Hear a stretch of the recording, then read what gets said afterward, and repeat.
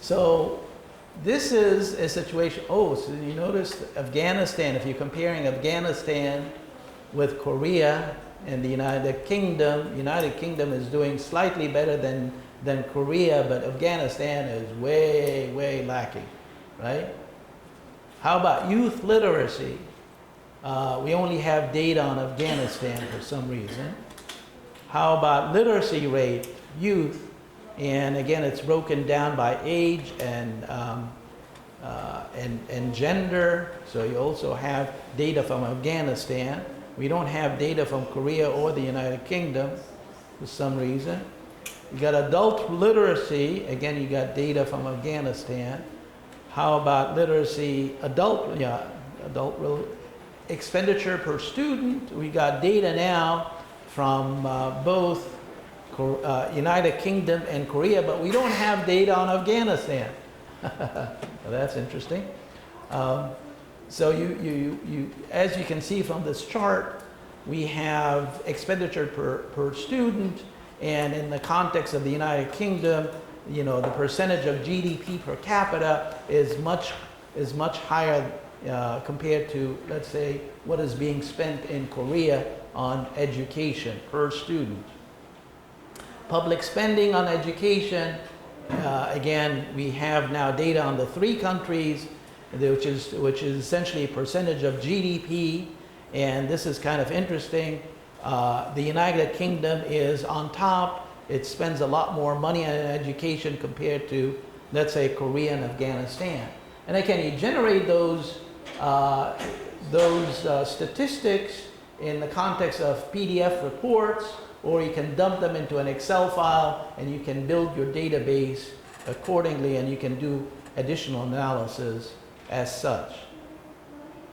Pupil-teacher ratio, public spending on education too in terms of the government, school enrollment, on and on. Primary completion rate, we've got a lot of good indicators here on educational well-being. So again, the idea is to help policymakers and practitioners of all kinds. Let's say even, you know, at the community level, some of the practitioners are real estate agents. You know, real estate agents who are interested in making decisions to help their clients select a certain community that it would be guided by quality of life indicators. And so they come on the website and, voila, you know, I can, you know, they're interested in a community that has a high level of educational well-being. Which community would that be? And they would use the toolbox to identify those communities. And that, again, is a tool that we think is helpful. Okay, on that note, I think I'm going to turn it over to the next speaker.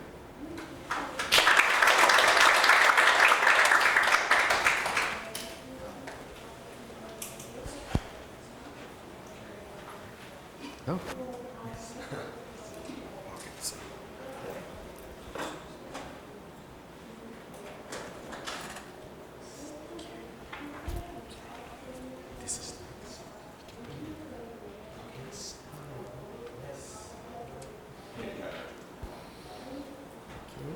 I will put here.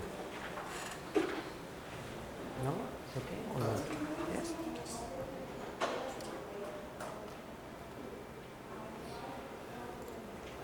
Think I only need to do this, only this. What is this? Okay, thank you. Good morning. Many thanks for coming. Well, this is a session about indicators of quality of life. This year I published a book about indicators of quality of life in Latin America, but now I really want to speak with you about another kind of things, that is about qualitative methods for the study of quality of life, and particularly the role of the researcher, trying to see inside ourselves what is happening when we are working. Well, first of all, to remember, in case you are not familiarized with qualitative methodology, that The main purpose of qualitative methods is to understand meaning for participants in the study of the events, situations and actions in which they are involved, the context in which participants act and the influence these methods have on their actions, as well as the process in which the actions take place, which can enable the identification and generation of a new theory. Qualitative methods study intersubjective meanings situated and built by probing into the depths of social life in its natural development and exploring meaning for its actors. In this perspective, the world is built around meanings and symbols, the former being local, inherent to each individual and each group on culture, and to their behavior within each historical moment. Furthermore, as is the case of every process of production of knowledge in social sciences, its results also affect the persons that participate. Qualitative perspective is a social product whose production process is collective and transversally influenced by values, perceptions, and meanings of the subjects in charge of their construction. An intersubjective immersion into the desired knowledge of a particular reality is a condition which allows the comprehension of its internal logics and rationality. The choice of qualitative methods implies a particular vision of the world, which leads to a consideration of the essential meaning of the world, the ontology, an idea of how it may be known, I speak about epistemology, a way to guarantee the knowledge of the world, the methodology, and a set of values to orient the task, the axiology. The qualitative researcher is expected to feel personally involved in every step of the research process. Because being a subject in the research is the chance of sharing and relating reflective experiences with the subject of research and placing oneself intentionally in their circumstances. We will reflect upon two concepts which play a major role in the process leading to methodological decision making: the concept of perspective and the concept of points of view. About perspective, we will say that this allows us to take a step back and raise our eyes beyond immediacy, assuming a point of view from which to look, since there is no longer a neutral view. Hence, all perspectives are situated, it concerned, and imply a project, for example, an intention towards the future. About point of view, we will remember Bourdieu that said that there is no such thing as a research object without a point of view, even when the object in question has been produced with the intention of revoking the point of view and equivalent to partiality.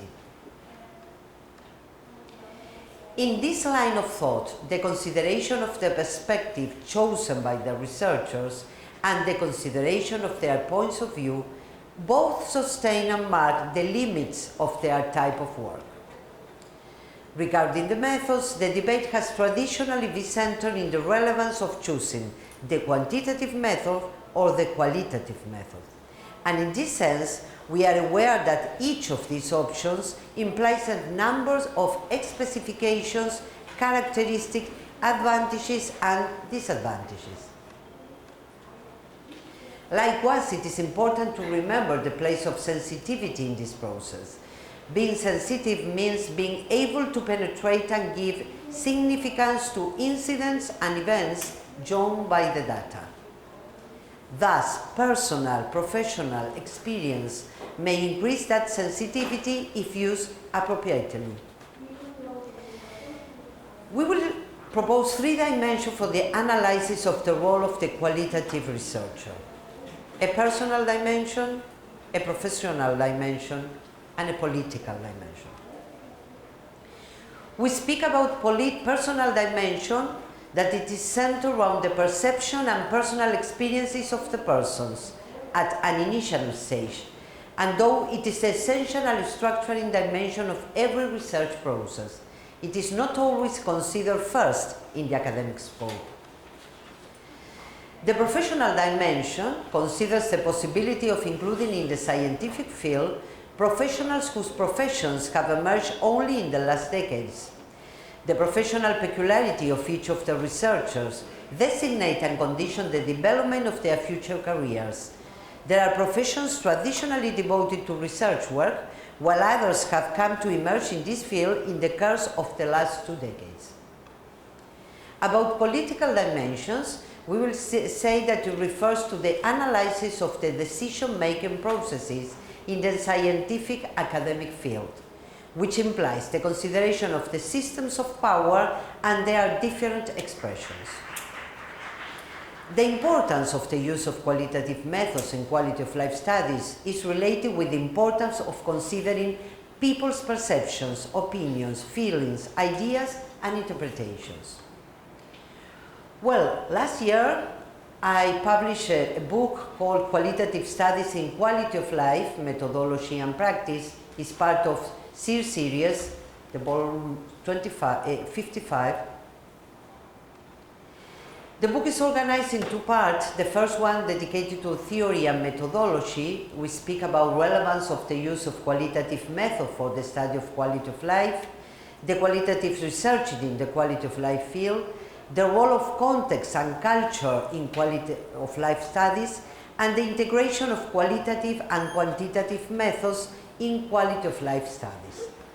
In the second part, there are some cases: qualitative methodology in geography, contribution to the study of quality of life, qualitative studies in health-related quality of life, the case of young people living with AIDS, children's quality of life in the Caribbean and qualitative study, qualitative studies of young people quality of life in urban and rural areas, young people's rural quality of life in the Colombian Andes, a qualitative study using triangulation, and a qualitative study on yoga practice in quality of labor life. Well, to finish, because we have only a little minutes to remember an idea. Adopting a particular methodology implies a philosophic, theoretical, and political decision. And in the case of qualitative methodology, it is an essential approach in understanding people's experiences of well-being and discovering new issues related to quality of life. Doing qualitative research is an intense experience. It enriches one's life, it captures one's soul and intellect. Well, this is the places where I work in 2 different universities of my country, Argentina. Universidad Nacional de Lomas de Zamora is a state university, and Universidad de Palermo is a private university. Thank you very much.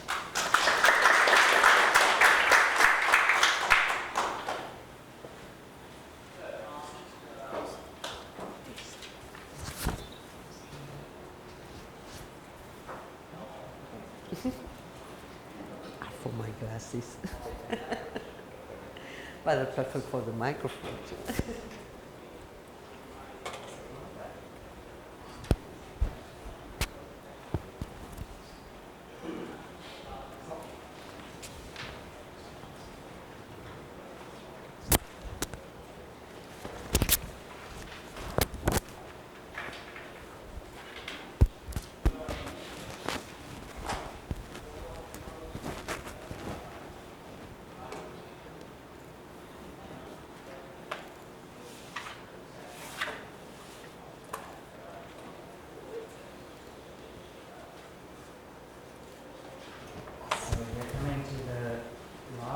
So we are good in time, so like I hope you'll make notes like this, we will really have time to discuss and also about the previous presentations. So shortly to introduce myself, my name is Ludwigs, I'm a psychologist and economist, and I'm the founder and director of the Happiness Research Organization, which is an independent research institute based in Düsseldorf, Germany, that's specialized in measuring subjective well-being, quality of life, happiness using modern technology.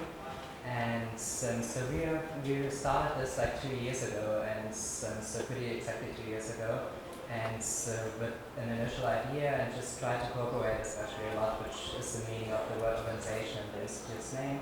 And so that's in the end that we cooperate with a lot of different universities now and different public institutions, as well also with different corporates, so just to link and apply especially also qualitative life research and happiness research. But today it's like on the one side that you can really understand like the second part, the well-being test category. It's going to be to explain like the basis of the institute, because there's an idea from 2012, the happiness analyzer. So in 2012, I was teaming up with my best friends, computer scientist Stefan Erdmann, who studied at that time at the University in Aachen. And because I was just feeling that we had, by reading a lot in quality of life research, well-being research and so on, I just had the feeling that we have a good knowledge about which factors correlate with happiness. For example, like a good basis is the 30-year-old work or 30-year-long work from the family of the world database of happiness. But the problem is when we are just asking people like once a year or every other year, just how they feel and how happy they are and how satisfied they are with their life and others, that it's really hard to understand the underlying mechanisms and to really find efficient ways to make people happier. And so based on this, I was in the end like approaching my best friend and was just asking him, okay, when we use modern technology, wouldn't there be an option to like find more accurate measurements, especially for subjective well-being? And so now it's a bit nicer looking, but so in the end I was just sketching for him an onion model. And so just an onion with 3 major layers in it. So the one layer is the general measurement layer, so which is normally that based on the OECD guidelines on measuring subjective well-being, so which is just really cognitive. So you're still like asking people just at certain time points just to answer a question like how satisfied are you with your life all in all. And so that's something where people definitely need to think really about something, and it's something that's then kind of abstract. So that's why we applied the day reconstruction method from Nobel Prize laureate Dana Kahneman to have an activity-based measurement. So just asking people in the end to reconstruct their day in episodes, for example having breakfast from 8 to 9 a.m. and then to ask them how they felt in this episode. So like this we can zoom into daily life and just have way more accurate, closer to everyday life measurements to measure subjective well-being. But the third level, as this is still a reconstruction, is the experience sampling, like to ask people right in the moment itself to have a more affective instead of a cognitive measurement, so just for subjective well-being. So in the end here, just notifying people and asking them in the moment itself how they feel, what they do, with whom and where. But the main thing is like all of these 3 layers are in the end, like the idea was that when we can measure like at these different points in time, that we can definitely like have a more valid subjective measurement, which turned out also that this is mostly the case. But the main thing is that we still should add also like objective markers, which is the frame around of this idea. So like just to add biological markers, other markers, so just to make a measurement model for subjective well-being more valid. So that was the basic idea in 2012. We started then as students just to develop this, got funded 2 years after, and now like this adaptable research tool was like applied last year like in over 20 research studies, this year like in over 30 research studies, so just to measure constructs like subjective well-being in a more detailed way. To give you the feelings so just of it, I will just show you a quick screencast. So where you can see the basic modules of the layers. So the one thing is that you can ask like in an app just like very easy and all items, so subjective well-being questionnaire. So it's just that you and participants who need less time in the end to answer, because an app can scroll for them. And so like this, you can just ask different questionnaires here. The other part is just to ask people right in the moment itself, which is like a text notification in the end. You're just asking how you feel right now, and then it's different answering options to make it simpler also for the people then to have to give like the full information, what they do right now, where they do this, and with whom. And then this is quantitative information in the end, but so it's also possible to give in the end some qualitative information afterwards, to give a note, to make a picture, or to make a voice recording. Everything is always displayed in a graphical way for the participants to like really motivate them to continue to participate in the study. And the third part is the diary, so with the diary construction method, which you applied in something kind of like a Google Calendar. So you're just defining in the end like an episode, and then it's the same grid what you saw before. So just an answering options again to define what you did between 0 and 6 a.m., where and with whom. And so you do this in the end for the rest of your day, so which takes still some time, but so it's quicker than when you do it in a paper pencil survey, for example, and then you reconstruct and try to think about how you felt in this episode. And also this information is in the end then it's possible also here to give some qualitative information afterwards, as well as this information is also being displayed in a graphical way. So this is kind of like the basic tool and was the basic idea also already in 2012. So that's the main thing is that, so we applied it also, for example, on smartwatches, so just to be even closer for effective measurements. But so the main thing for the modules itself, what we have nowadays is like that you can display pretty much in an app like just every kind of questionnaire. You can ask people right in the moment itself in a quantitative way and in a qualitative way. You can do evaluated time use diaries or the diagram structure methods in a quantitative way or in a qualitative way. You can add different biological markers. I think I can also just give you the suggestion to go today, like just at noon to Katarzyna's session, so just for this, just for different computer science methods, also for biological markers. So then to have an API for other objective markers, to link consumption data, productivity data, and so on to data sets. To have also a link to make it in a methodical way easier to reward people. So it's possible in the app to just give people, for example, in long-term panels directly after their answer survey already an Amazon voucher, so that they stay motivated and continue your study, and you don't need to do this by hand. You can track location. You can always give the graphical review what you saw. You can store the data on our servers or also like on your own servers, or you can export it in all necessary files. And that's like kind of like a legal package, so that you can just we can adapt pretty differently, like just for different studies and for different apps then. So, and we apply this in a lot of research projects, and that's kind of like the link now to the well-being test battery. So we collect a lot of data in it, especially applied projects, but also basic research projects. And so that's what we do in the end on a community level, or in general for unemployed people, for a big refugee study, for example, called Happiness Atlas Project, happiness monitoring and employee surveys, so we try to understand better the link between happiness and productivity, happiness check customer surveys, so where it's more to really understand different products, different interventions, trainings, so just what effect they have on people's life and feelings. Happiness monitoring is a project to make life coaching more empirical, and happiness magazine is more information, but an information project. But the main thing is we collect a lot of data, and so the main topic about this talk today is about the well-being test battery. And so the idea behind this is that it's really important to set up like a metabasis for having a good analysis on a psychometrical point of view. And so the main thing what we did is that we figured out a lot of different columns that we thought are really important in a psychometrical point of view for subjective well-being measurements. And we just try to find, in the end, the main goal between this long-term project is to find always the most complete, but especially also the most efficient measurement for every study.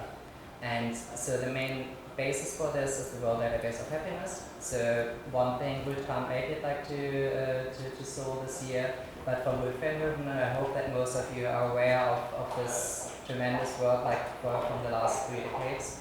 So we were just redesigning the World Database with them together and with the Euro group in Rotterdam, so just for the past year. And so it's going to be launched in the next few months, so just to make it easier to access the data and the work that we put in there. But the main thing is that there's like on different happiness measurements also like really a good basis from this work that we used in the end to put into our database, into these columns, to really have a good basis of all the different measurements that were being used in the last 3 decades for measuring subjective well-being, happiness, and also different quality of life indicators. And so this is in the end the point, like when we work and when we apply in the end like the happiness analyzer for a study, it always works on a meta level, so that we always define in the end which items are being used. We define then when it's a bunch of different items, so we define that as a questionnaire, or even that as a questionnaire block, or as a whole survey. We define clearly what are the in-app visualizations to control for own effects, and we also mark which objective markers are being tracked in which study. And so this is in the end what we define, and just give like a description in the end for every item. And so we can always see then when we just start to do in the end like just a new survey app, we can always see on different devices how that item is going to look like, and we can define it like kind of in a normal survey tool, like in full detail. The main thing about it is that there is a syntax behind, and we work on this like continuously now to make sure that we can really build statistics for the different items, to really have kind of like a good meta-analysis, a good basis in the long term for all of our studies to see how to find the most efficient and the most complete measurement for like the different studies. And so that's in the end the statistics that you can see there, and then it's also possible like to make an export in the end, just like on combinations of different measurements, but you can export, especially like in a meta-analysis here, for example, like all the different psychometrical values, for example, on the satisfaction with life scale from Medina. So just to make here a meta-analysis on it, so without like just having to get all the data from different sources in there. So that's kind of the basic idea between the well-being test battery. It's something that's going to continue and need to grow, so like just over the next couple of years. But so it's just like something that I wanted to share already in this ISQOLS conference here, because it's kind of like a mindset thing to make sure that you start this early enough and not think about something like this in 5 years ahead. So that this would have been a good idea. So thank you for your attention, and we are done now.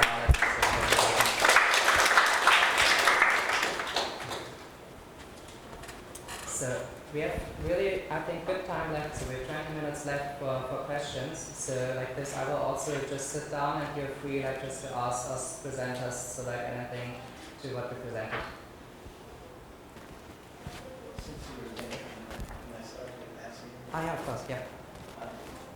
Some of the other projects that you're doing, check monitoring, can you give us a little bit more information about that? I can do this. So I just want to make sure that also for the others are enough time for questions. But so the main thing is, so it's to make sure that you can really apply also these projects, right? So and for example, in the monitoring, so what the main thing what we do is we build in the end app-based employee panels. So in the end, when we go, for example, there's a study running with Accenture right now. So like just in the end, on like one date, all the Accenture employees are downloading in the end an app, which is measuring their subjective well-being, work engagement, commitment, and so on. And on the other side, they also are asked to do like one time a diary, so like the kind of like the diary construction method, but not just asking there how they feel in certain work episodes, they also how productive they feel. So just in certain episodes. And like this, you have a nice link between subjective well-being, work engagement, and so on, and also like productivity measurements. And then we link this in the end just with objective productivity measurements, sales numbers, and so on. So just to really make sure that we can answer really the question in what way subjective well-being can really have an effect on like productivity, to get in the end like a better outreach, like also like to the corporate sector. Like